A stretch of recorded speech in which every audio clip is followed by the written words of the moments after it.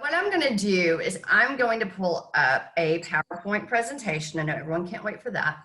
And I wouldn't be a lawyer if I didn't do that. And I'm going to run through just some background information on collecting royalties in the modern age with a focus on the Music Modernization Act. So I'll do that. That won't take long. I know that everyone's got a little content fatigue, or at least I do. So we'll try to, we're not trying to keep this short, but we want to respect your time, understanding that, we all have attention span issues. So, and again, if everyone could keep their volumes on mute until you're asking questions, that would be fantastic. And I will go ahead and get started on the background information. Let me just share my screen. Well, do let me know, or let Jean know if you're unable to see something. Let's see, here we go. Share. Okay. From the beginning. All right. So the theme of this workshop is really how to make it easier to get paid for your music, right? That's the whole point of the Music Modernization Act. And, frankly, to make it harder for others to steal your music, right? And that's something that I am very passionate about as an advocate, as an attorney, have been. It's one of the reasons why we co-founded the Ella Project back in 2004, was because we saw over and over again, too many times musicians, compromising or having their rights compromised, whether, they meant to, most of the time not, right? Or not. And so, since then, we've dealt with issues that, are germane to copyright and other legal issues.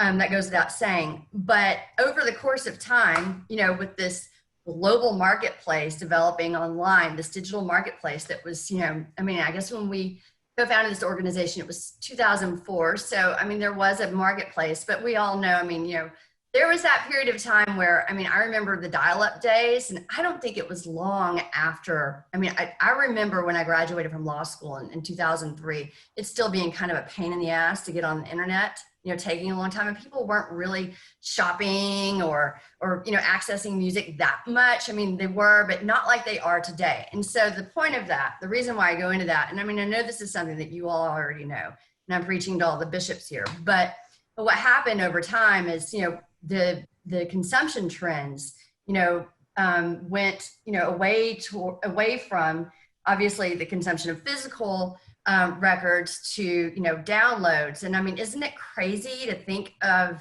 we were talking about downloads, digital permanent downloads just a few years ago, and now everyone is streaming.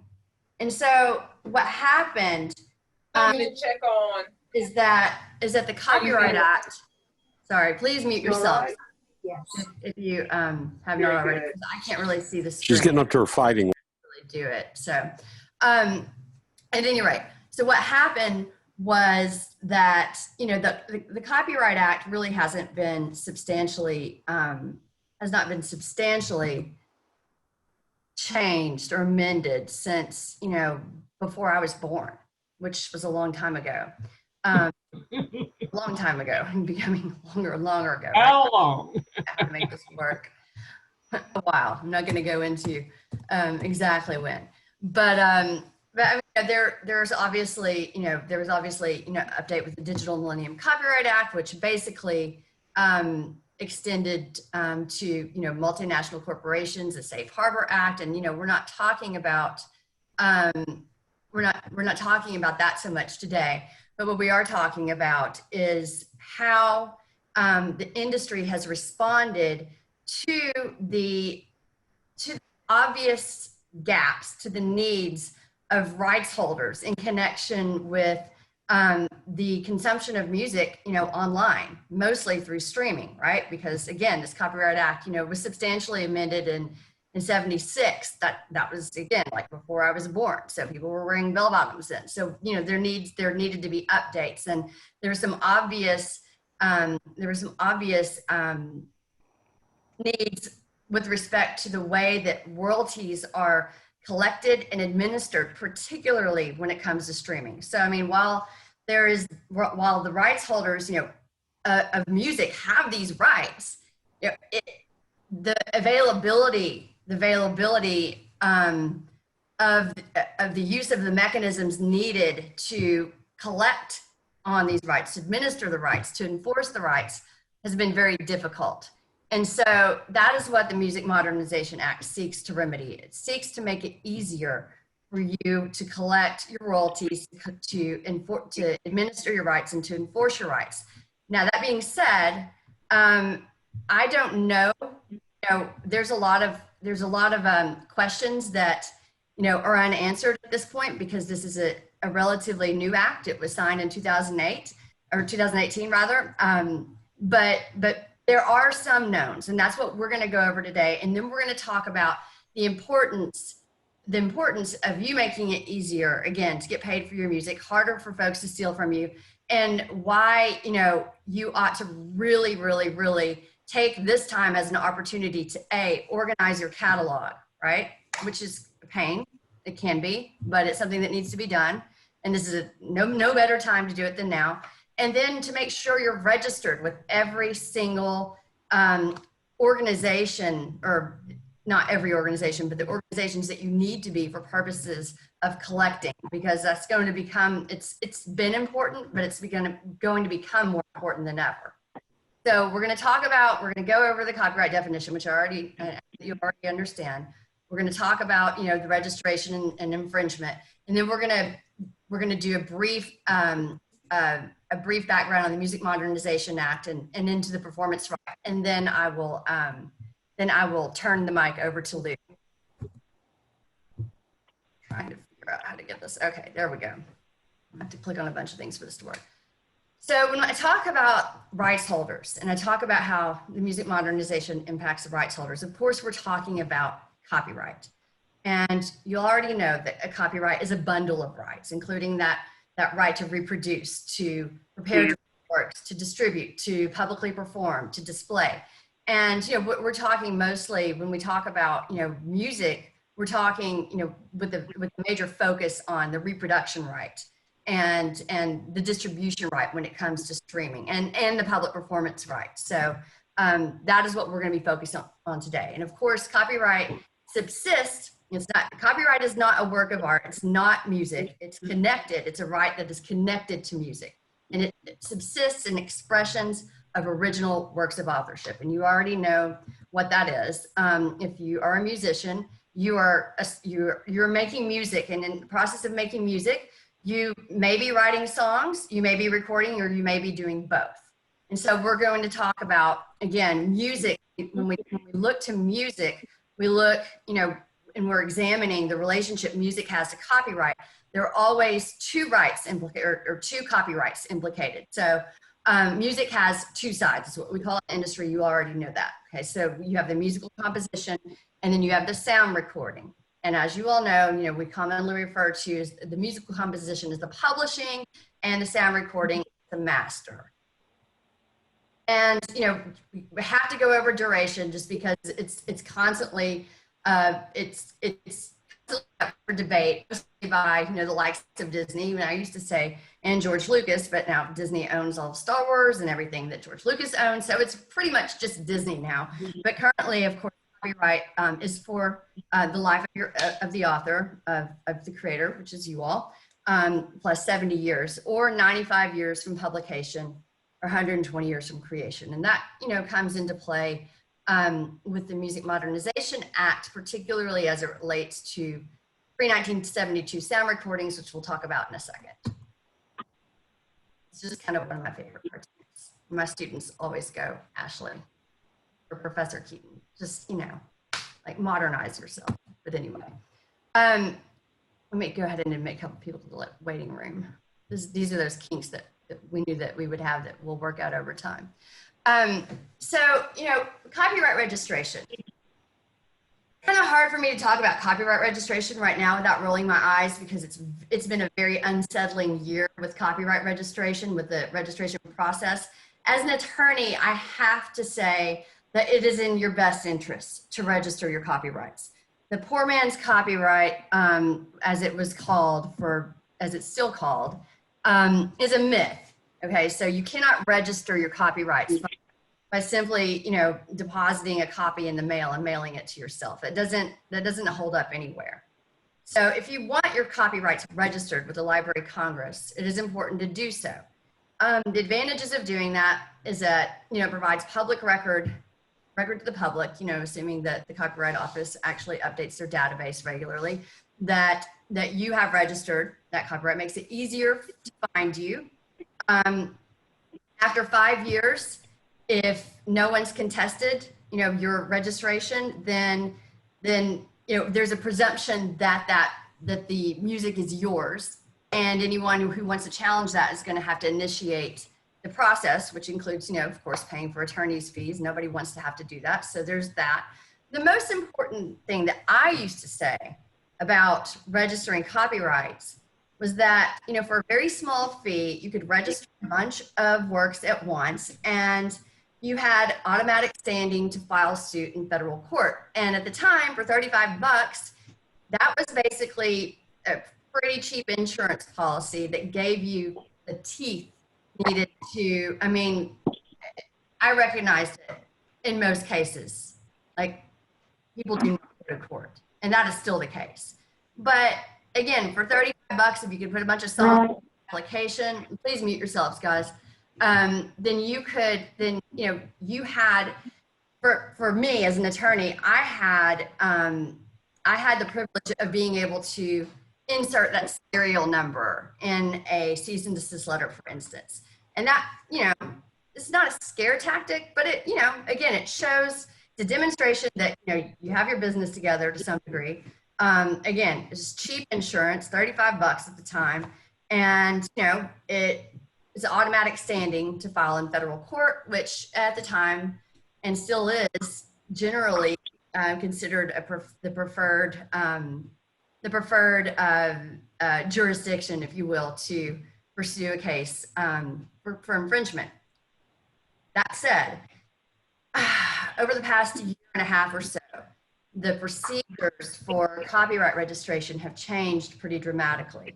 So, the filing fees have gone up. In fact, during the pandemic, they doubled, which I was not a big fan of. Like, really, are we going to do that during the pandemic when you know, musicians are pretty much prohibited from working? But digress. Beyond that, the Supreme Court last year came down with a ruling that you did not file a lawsuit in federal court for infringement unless and until the registration is approved. So prior to that ruling, I would simply file for a registration for a client, get a serial number, and I literally had 2 federal cases that I won where I got a copyright registration serial number, you know, the day before, filed in federal court, and won before the damn thing was registered. And that's not an option anymore. So I have to say that it's important to register your works, but you can only register up to 10 unpublished works at a time. If you're not releasing albums, if you're doing singles, you know, every week or month or what have you, those are separate filings, and you can't lump them all together anymore once they're published, because the Copyright Office is actually checking those things. So it becomes a little bit more expensive. And, you know, in the middle of a pandemic, how am I to say, yeah, just, you know, spend all your money at the Copyright Office, you know, releasing singles every week or every month or what have you? Again, as an attorney, I think it's a good idea to register your copyright, but what's important for you to know is that, as most of you already know, you have all of those rights, that bundle of rights, you know, the exclusive right to reproduce, distribute, publicly perform, you know, to prepare derivative works to exhibit from the time you complete your music. You know, you don't have to have a registration. You have those rights. Now, I think we're going to see a lot more people filing lawsuits in state court, to the extent that people are filing lawsuits, because, like I said, this is becoming more expensive than it used to be. But that being said, you know, it is something you can afford to do. It is certainly. So I just wanted to throw that out there, because it's a pretty big departure from the previous sort of way of the Copyright Office, which was to provide, I mean, for 15 years, I was practicing, the costs were the same. You could bundle a bunch of songs into one application, and the Copyright Office would actually work with you if, for whatever reason, you failed to include one of your deposit copies or something along those lines. And they're just not doing that anymore. In fact, they're rejecting applications without refunding people. So just be aware of that, and and come to see me individually if you're looking to pursue copyright registration, because I want to make sure that you do it correctly, because the procedures have changed and they will not refund you anymore. So just know that. So after my diss on the Copyright Office, we'll go into copyright infringement. So you all know what that is. So anyone who infringes, or anyone who copies your work without your permission, is engaging in potentially copyright infringement. And the way you prove that, the way you show that, which is so easy to do in the digital age, right, is you show ownership, and then you show that the opposing person, or the potential infringer, actually copied the work or compromised it in some way. And the thing about the online marketplace and the digital products, digital works, is that there's a timestamp on everything now. I mean, that was not always the case. It's much easier to prove infringement. It's much easier to prove who created something first. It's almost by design. I mean, I think you have to work hard not to do that. So, whereas, you read about these cases, and they still do exist, where you have to show evidence that's circumstantial. You hear about the look and feel tests, and did someone, really, does that melody sound a lot like mine? And you compare sheet music and that sort of thing. Well, that still happens, but more often is the case where you have, you show infringement through direct evidence. And if it's a recording, that's pretty easy to do these days. So that's another reason why I'm not saying don't register your works, but I'm saying that the consumption trends, while the act may not have caught up with the trends, the consumption and the way that music is created has almost not undermined the importance of the act, but presented its own set of solutions, which is a good thing.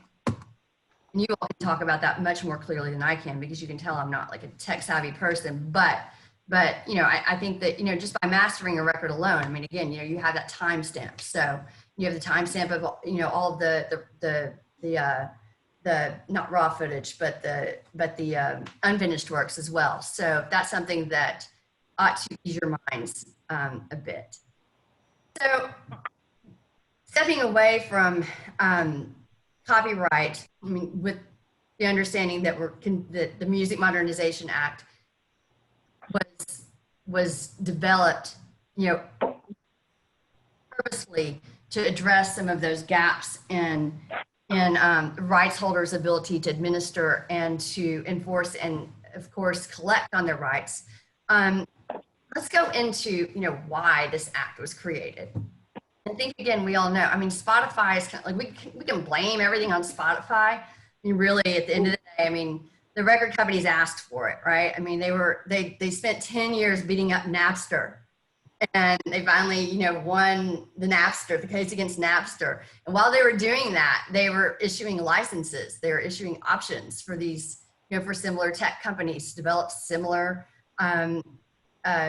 software and technology. And the record companies, bet against tech, and tech won. And so Spotify, had the right to develop the software to basically do exactly what Napster did.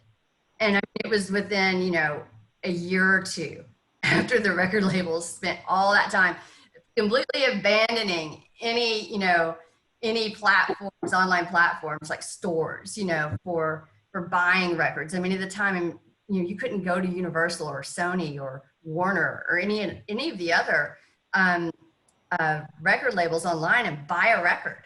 So, iTunes basically, Apple came out and said, all right, we're going to basically, develop this iPod and iTunes and, control the market share. And, that started with, obviously, with downloads. And then, Spotify, had the first real, mass working model for streaming. And it started in Europe, and the labels fought it here, publishers fought it here, but they'd already approved it. So there you have it. And so now people, instead of buying records, they stream records. And I think it's a huge distinction. I think that, records are less so for sale and more so for stream. And that is exactly why the Music Modernization Act was developed, to address the challenges that are inherent in, people streaming music nonstop and it not being considered like not being as traceable, because you're doing it through these digital platforms instead of, through, singular transactions. So when you think about, what you stream on a daily basis, do you keep track of everything you stream? It's in your account, right? But imagine, which you can because you're musicians. The conundrum here is like, okay, well, there's a cajillion streams every day through a handful of platforms, and they're just not paying out mechanicals, and they're not paying out, other royalties that they need to pay. And it's because it's an administrative nightmare.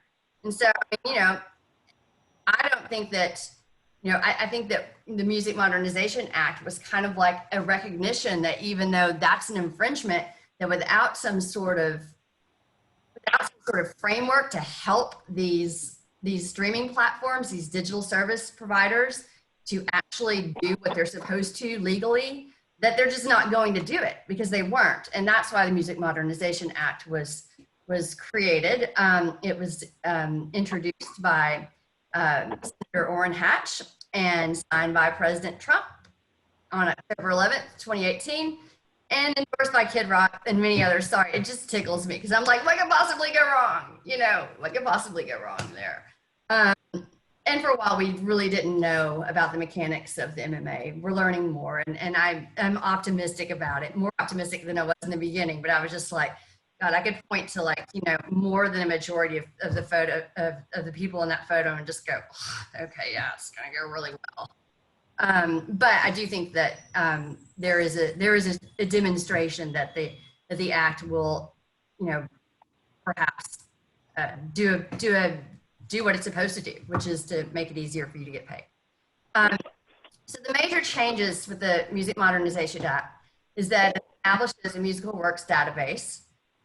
You all know that there are databases, there are existing databases, mainly through, BMI, ASCAP, CSAC, the performance rights organizations, now Sound Exchange. And of course, there's always been, not always, but Harry Fox. And we all know well, at least I do, and I know a lot of you do, the platforms for, determining who owns something. So if you all are, want to cover music, you start with BMI, ASCAP, CSAC, you go to Harry Fox, and you go to now you can go, to the actual publishers' websites, and they tend to have better, more comprehensive archives than they did, even a couple of years ago.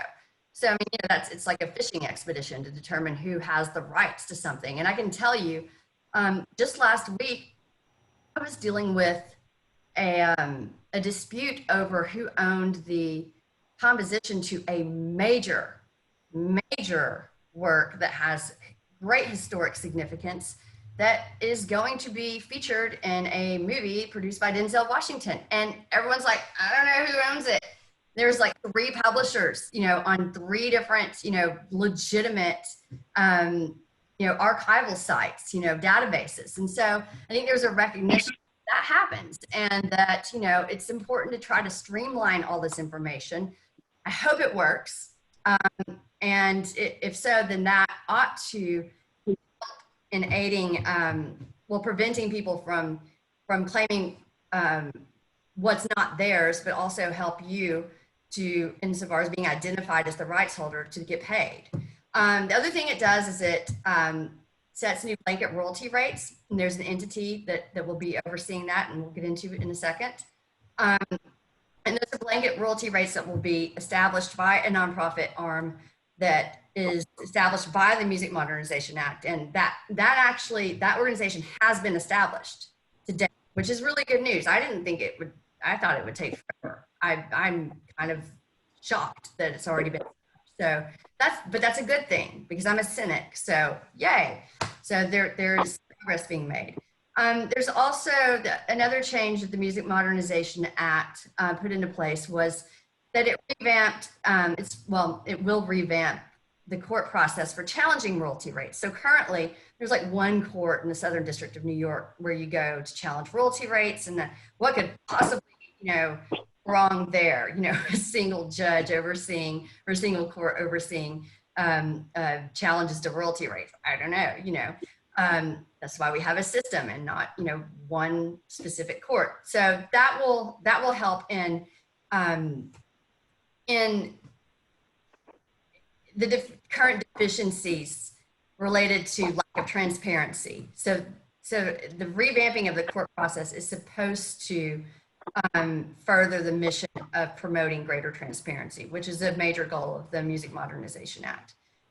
The act also established the Classics Act, which is very important because it says for the first time that pre-1972 sound recordings are works of art recognized by Congress. I mean, prior to this, the recording for What a Wonderful World and, all the Sinatra recordings and hell, the Beatles recordings, it's just not considered, a work of art per, congressional legislation. And now they are. So that's a hallelujah, praise the Lord, it's about damn time, right?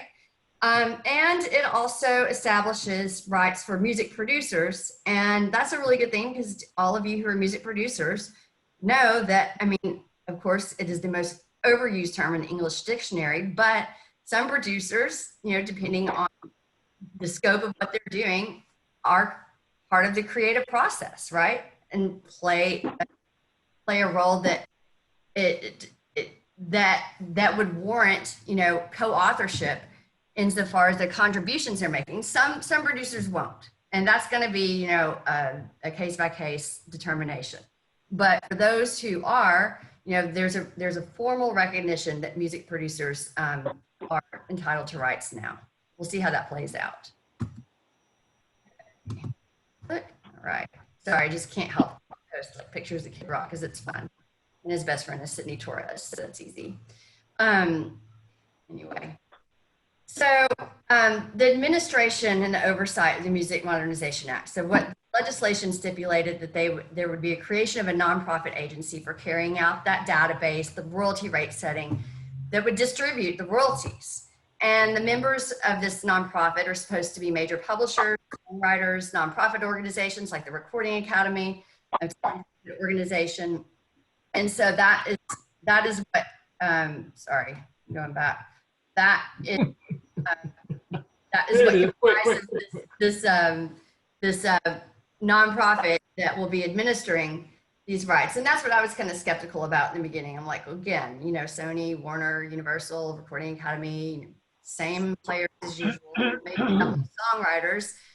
Hopefully they'll get this right. Well, recently, the Mechanical Licensing Collective, and I say recently, relatively recently, was established, and it does, the makeup, the oversight of this entity, of this collective, is comprised of publishers, like a couple of songwriters, and sort of nonprofit organizations. I went through their board of directors and the advisory board today, and it was, but I mean, it definitely is, again, comprised of those major publishers. And that when the major publishers and record labels, are not getting paid what they want to get paid, they have every incentive of making sure this thing works. So that's the one thing you can count on, right? Going back to the implications for those of you who are songwriters and for those of you who are recording artists, and obviously some of you are both, and I like to use my images of our great New Orleans artists, that for the, again, for the songwriters, this Mechanical Licensing Collective is going to administer and oversee the royalty rate settings, the database, and collecting the royalties. Now, you can opt out of this process, but for the most part, this is going to be like not an arm of the performance rights organizations, but it kind of looks like that. It's establishing a database, much like when you're inputting your catalog into BMI or to ASCAP. that's what, you know, I went through the whole thing today, and that's what it looks like. And I just think it's, you know, going to be another platform for you to register so that, you know, the database will reflect your ownership of the works. And that's something that we will talk about when it becomes effective in January. And we can start, as I understand it, we can start registering, you know, songwriters, rights holders today. I have not tried that yet, but I've the process. It's pretty easy, like really easy. So that's something that you should, you know, prepare for as songwriters or publishers. Now, again, the Classics Act extends to copyright protection to pre-1972 sound recordings. So now, going back to duration, you know, the pre-72 sound recordings will have copyright protection not for the life of the author plus 70 years, but 95 years from publication. It just makes it easier for administrative purposes, or so they say. So that is the rule with the 72 sound recordings. So 95 years from whenever a recording was published, that will be the duration of the copyright. Again, there's Cosmo Matassa. I'm sure that Cosmo, ooh, I got his name wrong. Hopefully you all can't see that. I knew Cosmo very well. And God, he had a great memory. Like, I think I have a great memory. But I can promise you that this man would tell you that some of the stuff he did was subject to copyright protection, and a lot of stuff he did was not, you know, as a producer.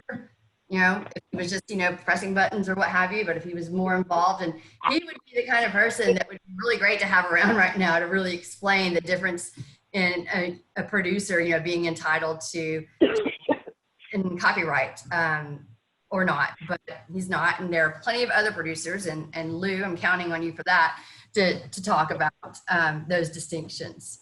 But one of the reasons why I talk about, you know, the rights to the music supervisors and you know, we're stepping away for a second from songwriters and talking more about performers, sound recording copyright owners, including some producers. It's really important now more than ever to register with Sound Exchange, which, for those of you who do not know, is basically, it's a performance rights organization, not equivalent to BMI and ASCAP and CSAC, but it is like that insofar as it collects broadcast royalties for sound recordings. And so it only collects for non-terrestrial, from non-terrestrial sources, such as Pandora, Sirius XM, you know, any satellite radio, and not, you know, from all of the collection points that the composers' rights organizations collect from. It still collects, and it is much more transparent than BMI and ASCAP have ever been. And I know folks who actually write their music and have recordings that are played on, you know, non-terrestrial radio, and they're getting larger checks from Sound Exchange than they are from BMI and ASCAP. And that's interesting to me, because again, Sound Exchange only collects from a limited, you know, collection point pool. So the fact that, you know, you're getting more money in some cases from Sound Exchange than from the composers' rights organizations kind of goes to one of the points of the Music Modernization Act, which is to encourage greater transparency and to really streamline these processes, because there's some shady shit happening, right? And we need to come to terms with these discrepancies, like how it would be possible for the writer of a composition that is being broadcast on non-terrestrial radio to make more in royalties from Sound Exchange and from BMI, because again, you know, there should be more coming in from the composers' rights organizations. But really, again, this act will serve to address some of those issues. So, I mean, you all know, again, like these are the performance rights organizations that we're talking about: BMI, ASCAP, CSAC. There's GMR now, that's not on here, and then Sound Exchange purely for recordings. And you know, this was just to go back and reinforce the difference between, you know, publishing, the composition, and the sound recording. And I hate I hate to always use "I will always love you," but it's just so easy to do. Dolly Parton wrote the song, and Whitney Houston covered it, and this is a great example of the disparity in the rights afforded, not afforded, but the scope of protection of the rights afforded by the Copyright Act, because musical compositions just enjoy greater protection right now. But that said, that's why I say that it's really important to register with Sound Exchange. The fact that the Music Modernization Act extended copyright protection to pre-72 sound recordings tells me that, that's a signal that perhaps eventually the argument in favor of extending the performance right to sound recordings equal to that of compositions will probably happen. And when that happens, there's gonna be a lot more money. So it's important that everyone get ready for that. I'm not saying it's happening tomorrow, but I know if I were a musician, I would be ready. I'd be ready. I want that mailbox money, right? So, and if y'all don't want it, just designate it to me. I'm happy to take it. So, with BMI, the fees for composers, it's free. If you're a publisher, it's anywhere between $150 to $250, depending on what kind of legal entity you are. The ASCAP, they just do kind of an even split. It's $50 for composers, $50 for publishers. CSAC's invitation only. Sound Exchange is free, and it's so easy. It is so easy to sign up. In fact, they're making it easier and easier all the time. Now all you have to do is contact them, and they'll just call you and help you figure it out. So I highly recommend going ahead and registering with Sound Exchange. So, we can help you. We can help you, determine what accounts you need, figure out like how to best organize your music catalog. I have Sound Exchange's, their repertoire, their Excel document that, I can help you navigate. I just found another document on the Mechanical Licensing Collective's website for songwriters that we can help you go through and organize. We can help advise you on clearances that you need, register all of your accounts, talk about copyrights and whether it's worth it. We're happy to help do that. Just contact us and we'll set up an individual appointment so that you're not disclosing to all of them.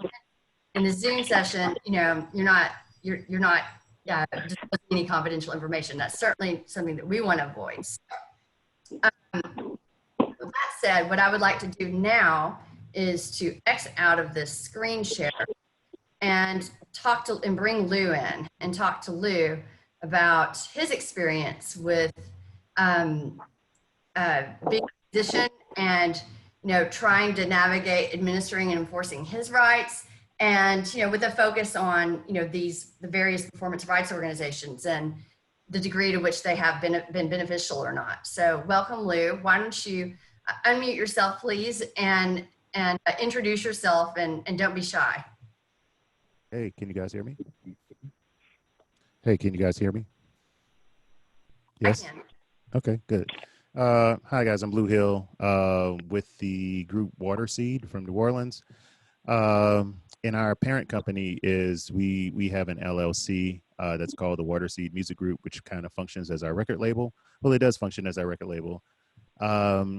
And I've been in the music business for a few decades now and just working hard at doing exactly what Ashlye spoke about, which is we found a lot of friends that when I started college, there was this conversation about mailbox money from professors. And one of my professors is the son of Alan Toussaint. And he was talking about mailbox money and all the rest of that stuff. And it was like, wow, that stuff exists. And so it's something that was put into my head a long time ago when I was a teenager. And so when I started to venture off into my own career, I just started investigating it and finding how it could apply. I knew that with some of my favorite artists, they were legal fights that I was following. And I started to understand the importance of owning your music, knowing where your music was, knowing how to make money off of the music, and the importance during the 90s, the conflict or conversation or around publishing was pretty big. So I always was like, hey, your publishing is so important, you're publishing. So I really investigated it a whole lot to kind of, and it's always changing. As Ashlye said, the band is now releasing us 2 songs a month, and during COVID, and I went to copyright something, and it was like, nope, you have to do this form, and it's a max of 10, and this is the price. It's like this is hard, but it's a whole different situation. But we're dealing with it. So things are changing in the industry very quickly, and I'm in another venture, and there's different reports about how much mailbox money is left on the table, and the numbers we pulled is very mysterious, but it was something like $500 million to like $2 billion worldwide of money that artists are not collecting. So it's something that you need to definitely look into if you're recording music. It's important because times have changed. So Lou, how important is it to be proactive and making it easier to get yourself paid? And is it possible for you to forfeit certain rights or royalties if you're not proactive? yeah, I mean, if you're not doing the work, and it's paperwork, it's the thing that no one likes to do, and musicians really hate it. We want to get the music, get out, and get love from our fans. That's what we want. We don't want to do all the paperwork and sit down a full day and then keep records of where it is and how it functions and all the rest of that. It's more than beneficial to do it. I can speak for myself, even with the band, when we do our splits on who wrote what, who arranged what. Look, I set that up so that it's automated, so that when we perform, I mean, I'm a big advocate for musicians across the board and artists to have their hands in a percentage in every bit of their intellectual property. It's something they created, and if you're not collecting the money, I don't know how factual this is, Ashlye can say, but I heard through another colleague that it was like, after so many years, look, the PROs can use that money, and all of this. It's crazy. So you're basically creating content that other people are basically getting paid for. And you're not collecting it because the money's sitting there. The venues, the radio stations, the TV stations, they all have to pay that money. The powers that be make sure they pay that money. It's up to the artists to go and collect the money. So we get quarterly checks. I report all of our shows, everything I can to make sure that, and I'm pretty sure we still have money left on the table too, but I'm doing my due diligence to at least say, hey, look, I created this, and you can't keep the money to yourself. You got to pay me. So, yeah. So how many types of royalties do you collect? In other words, are there different royalties for record sales, songwriter mechanical royalties, performance rights royalties, composer's rights, recording rights, broadcast recording rights? Tell us about that. So we collect everything we possibly can. So sales, definitely, we collect for that. Of course, a few of our albums are tied up in record deals, so that's a little hairy, but we're fortunate enough where our record deals, they don't touch the publishing, so that's cool. So where we make the most money, of course, depending on the licensing position, it depends on the contract. Sometimes we're sent a contract where they're like, well, this is a flat out fee. We'll pay you X amount of dollars to write this song or to use the song. But once it's used, once we pay you this money, we actually we control this song for this purpose. We can perform the song, we can do whatever we want to, but for that purpose, they've paid the one-time fee, and we've waived our rights for that project. But that needs to be a very pretty penny for someone to do that with your work. It has to be valuable. And I will say to a lot of very interested artists, like there's some TV shows that are very popular that even, it was a huge issue with the group because it was basically an online thing. Submit your music, you'll be on this top 10, top 5 TV show. But in the small print, it basically says, when you submit your music, you lose all rights to it. It's theirs. They can use it as many times as they want to. And there's no pay. It's just like, hey, but you'll be on the TV show. So you got to be careful with that kind of thing. The place where we actually get paid the most, if it's not a situation where we've been fortunate enough to have maybe Disney call or somebody and say, hey, could you write a song for this? Those have been great paydays, but where we can actually control most of our money and where we see most of our royalties coming in is from the performance rights stuff. So artists, I don't know if performers, you get paid to, when you play your stuff publicly in a venue, they collect for that. So your PROs collect for that. And so we became very diligent about collecting those royalties every time we play to get the money. So I'll give you an example, and I only know these numbers because I've been researching it like on the next level for the past 8 months. So, you know, Spotify, you're getting like 0.0001 cent or whatever, then YouTube, and it varies depending on how much, and they make it very complicated to really figure out what's going on. But if you write the song and you perform that song in a venue that holds from 0 to 250 people, you get 53 cents every time you play that song. That's the highest return of any of those streaming places. So for a band like myself, we play pretty much original songs. So 20, 25 original songs a show. And before COVID, we're doing over 200 shows a year. So it was, you know, it was like quarterly. We're like, cool, we're promoting ourselves. And so we say we're not playing Beyonce. We're going to play our own stuff because we make money off that. So that's where we see our biggest return, is in the live performance and collecting those cents, you know, when we perform. Thank you, Lou. So how, you know, tell me about your experience with I mean, you're obviously not collecting from venues because venues are registered. Well, they're supposed to be registered, you know, with BMI, ASCAP, and CSAC, NGMR now.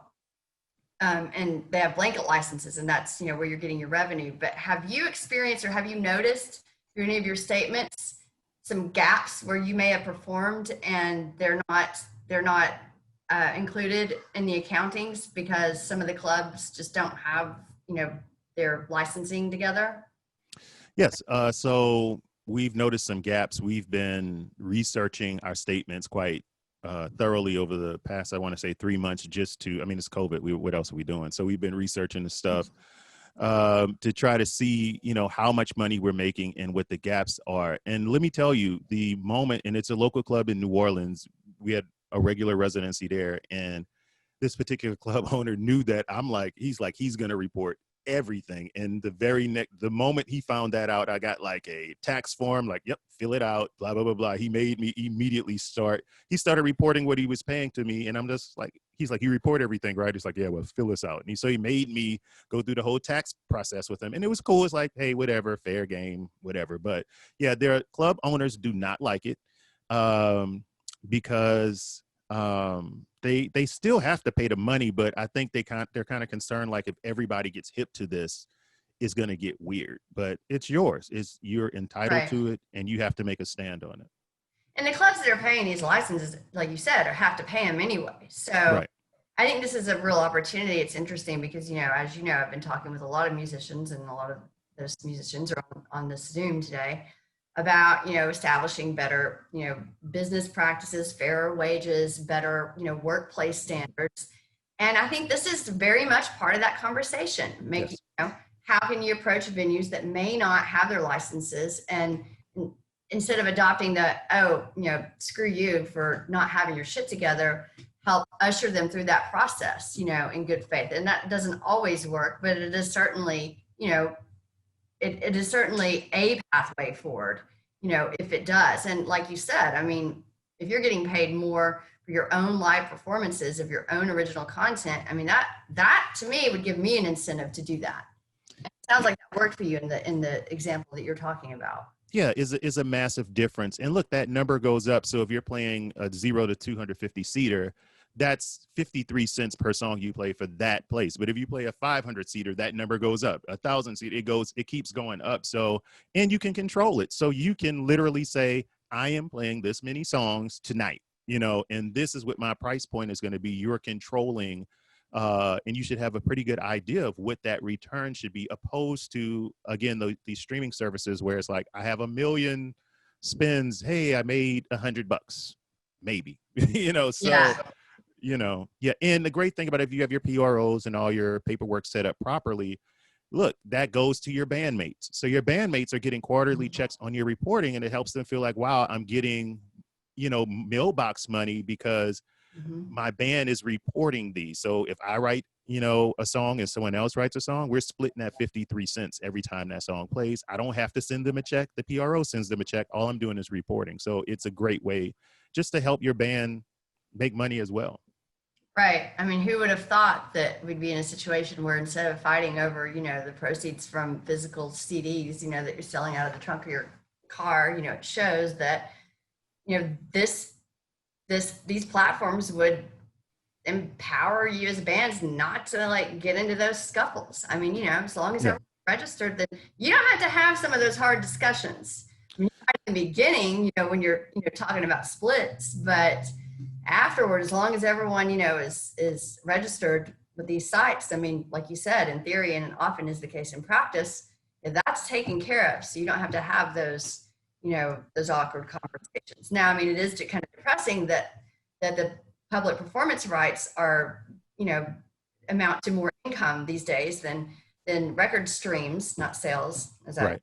say over and over and over again, because I think it's important for people to think of that way. I think that music industry has failed to do so, and the fact that narrative has not been well established has resulted in what we're talking about today in part. But I digress. I think that, again, I mean, like your example is a really great one. How you can really take the bull by the horns and go after your income that you're due. Yeah. That venues are already paying for in large part. So I mean, that's Yeah. an easy thing to do. And I noticed that there was some questions in the chat about like how you report, your playlist, who you report to, what that process looks like. Yeah.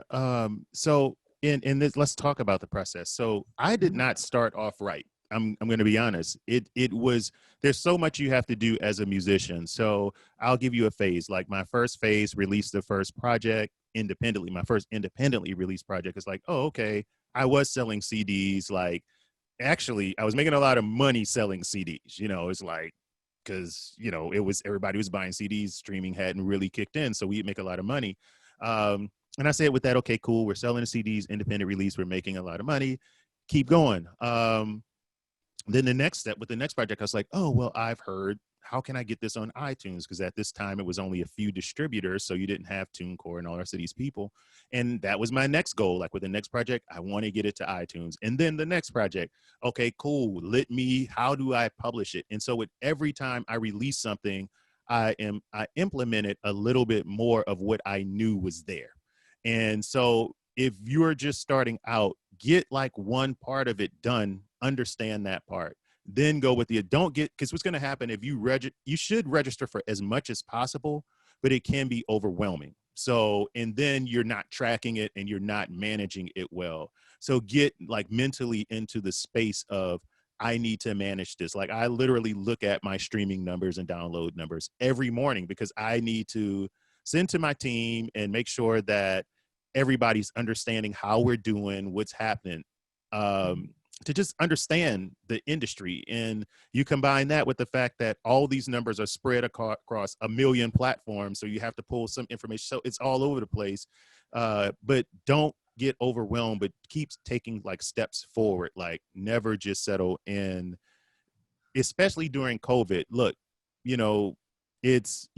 I hope more than anything, this is proven to artists the importance of being creative and having great intellectual property, because there are musicians who are still making money because they understand, I'm creating music. I can't make the stage right now, but I can do other things to repurpose my property. And can I license it? Can I, whatever, what can I do? You have these tools to find alternative ways and tap into diversifying your streams of income. And all too often, I guess here in New Orleans, we rely on the one stream of income is like, how much am I making for this gig? And there's so many other areas of revenue building in music. But again, artists aren't locking in, but someone's getting paid from it. Trust me. Right. But we don't want to de-emphasize like the importance of the live music or live performance revenue, because I mean that's Of course not. most of the money is. But you're right. I mean, there are so many other revenue streams that cumulatively add up. I mean, they just do. In some cases, it's pretty significant. So I think that that's very important. But I really like the way that you addressed how daunting it can be in the beginning when you're first getting organized. And it is. I mean, when I start a research project, I hate it. I'm like, oh God, I got to do Hmm. You know, I mean, I don't want to do it. And I do it all the time. I'm a lawyer. I don't want to research. I don't want to write it down. I don't want Hmm. to do that. I want to go out and have fun, right? I mean, we Uh-huh. all are. But, you know, once I get in that mode, then it's like, oh, okay, this is, you know, I've got a rhythm, you know, I feel like Hmm. progress. That makes me feel good. And, you know, the more, you know, repetitive, you know, that becomes, the easier it becomes, and the That's less right. reluctant I am down the road. And I think that that's what you were trying to drive home. Like, once you get, you know, the ball rolling on this, you don't have to figure out everything at once, but just start it. And then how much easier is it for you now that you have your system in place to make sure that it's updated? It's a process. It's not the look. These systems are clunky still. You know, they're not necessarily the best, but I have apps, and I discipline myself every time after every show. Look, before I go out to the audience, and when I'm maybe backstage and just toweling off or whatever, I open up my phone and I report what I'm doing immediately, and then I head out, to the bar or talk to somebody. And I had to make it a routine in my process. And I had to look, what motivates me is look, I think about my family and legacy as well.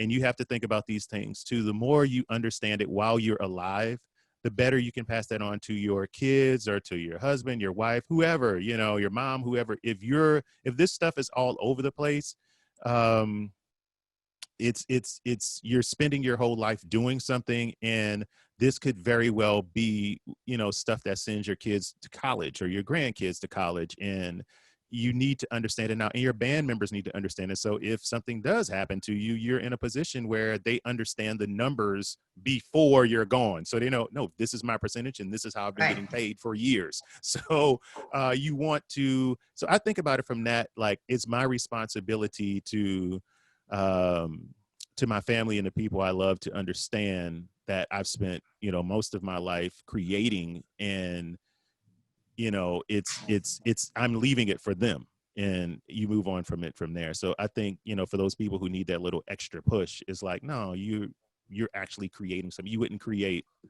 Coca-Cola and just say, hey, whoever, when I'm going, Yeah. so yeah. See ya. Yeah. Right. Right. Never, same goes for the, Popeye's recipe. That's Exactly. in my mailbox today. I need that check. Exactly. I'm just going to, uh, ride the coattails of what you were saying, but also suggest this, for those of you who, would like to see, your revenue, inherited by whether you have heirs or whoever, whether you have a will. I can tell you one thing for sure through my own experience, and that is if you do not have all of your catalog organized and all those splits that Lou was talking about, step forth. If you're not clear as to the rights that you hold, then that money that is going to go to, your son to go to college is going to go to some lawyer instead, right? Yeah. Because it's going to take a long time. It's going to be an arduous task to go through and organize your catalog. And I mean, all you have to do to prevent that is organize it yourself. Otherwise, you're paying, Joe Schmo $500 an hour or more to do, what is basically clerical work that you know how to do better than, I would, right? So it's really, that's really an important point to drive home, because, I mean, to the extent that you care about your legacy or the value of your work, I mean, to create it, why not make sure that, it's controlled by those who you care about, after you're gone. Mm-hmm. I know that gets a little existential, but whatever. I mean, hell, it's 2020. Let's go there, right? Shit.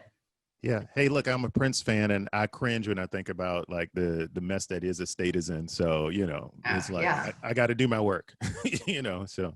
Yeah, I've had a lot of experience dealing with especially some of the legacy artists here, their estates, and oh my God, I mean, you talk about revenue that's sitting in, some corporate, rights organization's account that's not going to the heirs of, some of our famed and iconic artists. It just makes my stomach hurt, Mm-hmm.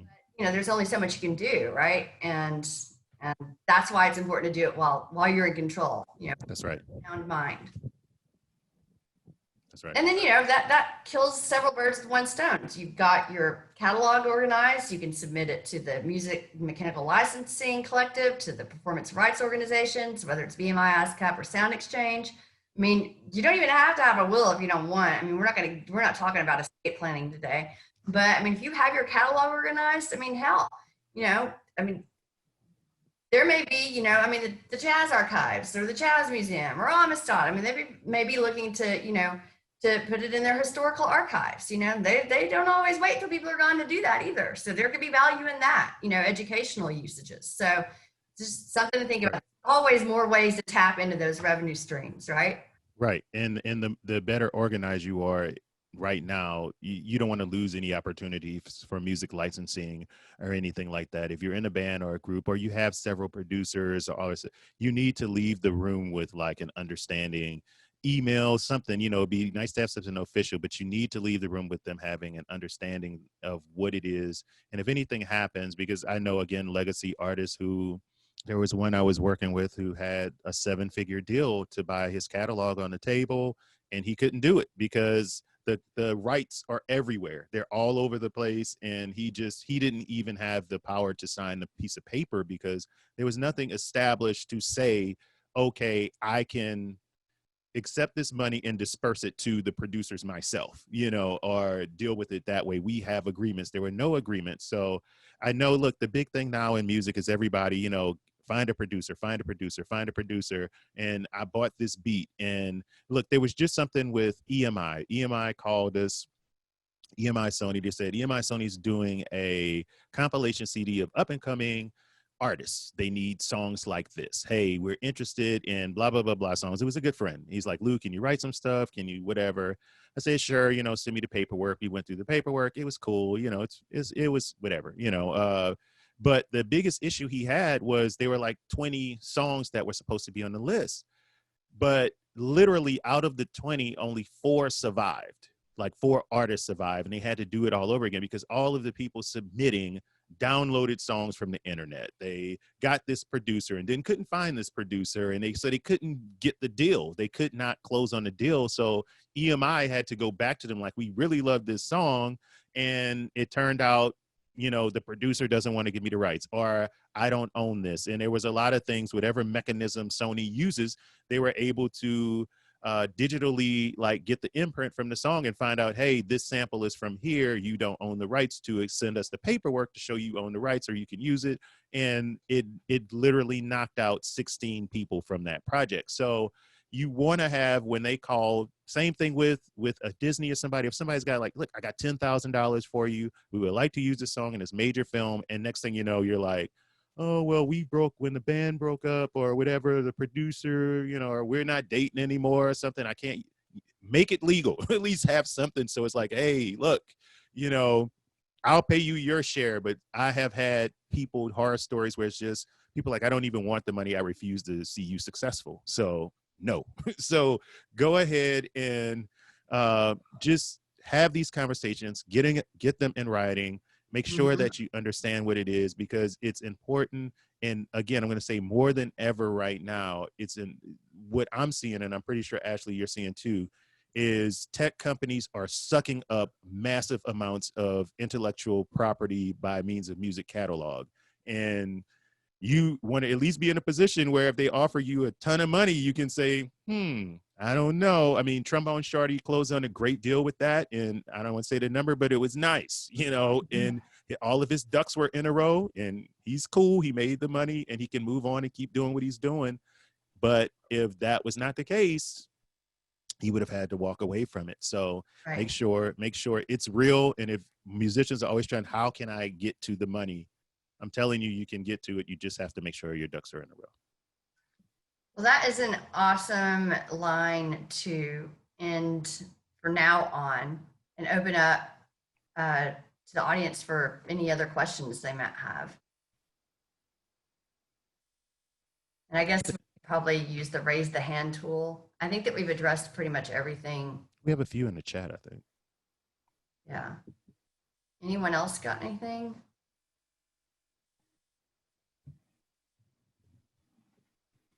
And, of course, you can email us. So if we miss something, then, let us know. I mean, you've got our information.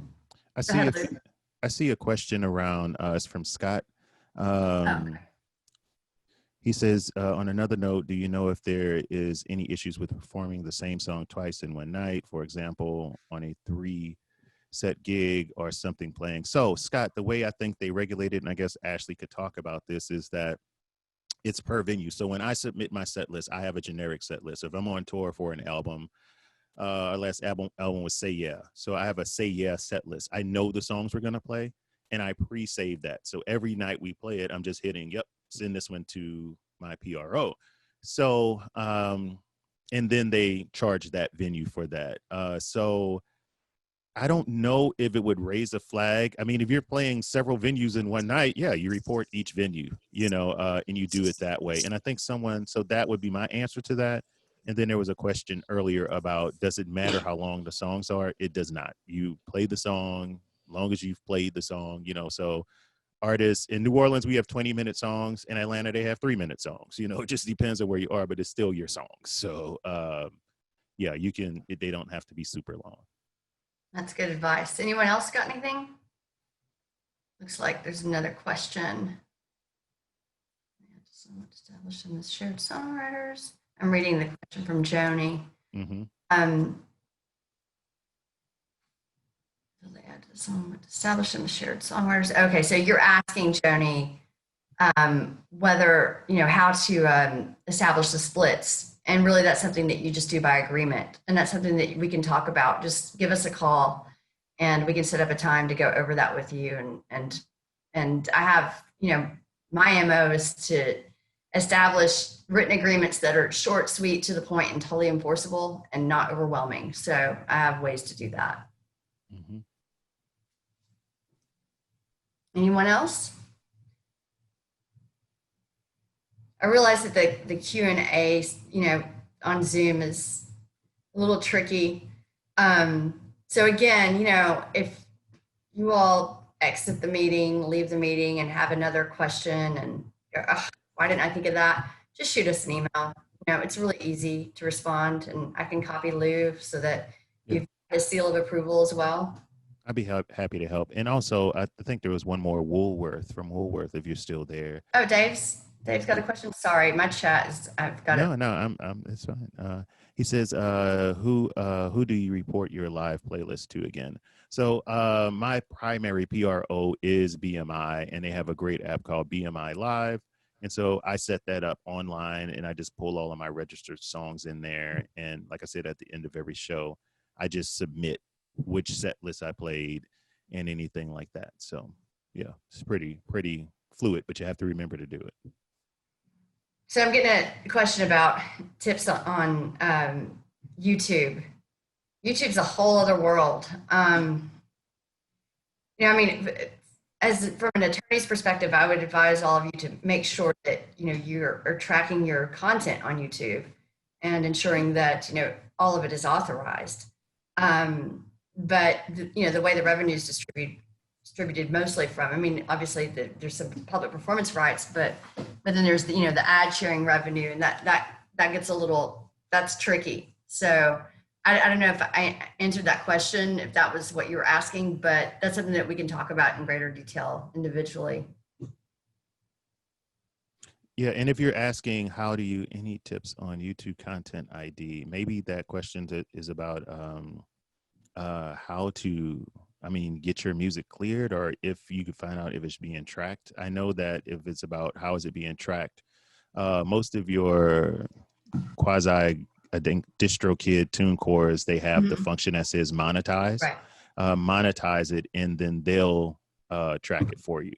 So right. Yeah, at least they'll send a warning to the person if they use it. Now, I don't know their pay system for paying you for other people using it, but I do know that they'll at least say, hey, this content belongs to whoever. So yeah. Right. And it's important to keep track of all that and to make sure that you notify YouTube if your content is being used without authorization. So, because they don't always catch everything. It's a pretty big platform. So okay, he said he uses it to advertise beat licensing. So yeah, come see me. Let's talk about because we don't want to disclose much more. I don't think, but yeah, that's probably a good 45-minute conversation for me. So unless Lou, you've got an answer that's pretty quickly. No, I think it's I can't answer it right because it could be Right. little variables that Sure. that exist. But it's a good question. It So is. it's just another reason why we're here. So Yeah. all right, well, I'm going to pass it. Lou, you're awesome. Thank you so much for joining us. I mean, Hey, thank you for having you're me. super committed to New Orleans music industry and ecosystem, and you've been a huge champion of advocacy and the rights of others, and you've led by example. So I appreciate that. Thank you so much. Thank you for having Thank me. you. And I'll pass the mic to Jean, and I'll mute myself. Yeah, absolutely. Thank you, Ashley and Lou. Really, I think a great presentation. I certainly learned a lot. I know our audience did as well.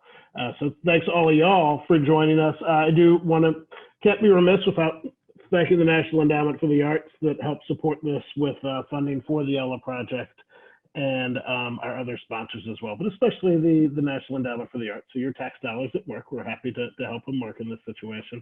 As Ashley talks about, best way to contact us is probably through the website, ellanola.org. There's our application for legal services there. There's also just a contact us button that emails us. Our emails are both on there as well to get in touch with either Ashley or myself. Following this up, I'm going to send out an evaluation. Please let us know how we did, but also importantly, let us know what you want to see next. You know, we're really beginning to program heavily as we've come to the reality that we're going to be doing this virtual thing for longer than we may have thought of back in July. And we want to make sure that we can create good content. And in my opinion, this certainly was good content. So it was great to see everybody. And everyone have a lovely day. Thanks again to Ashley and Lou Hill.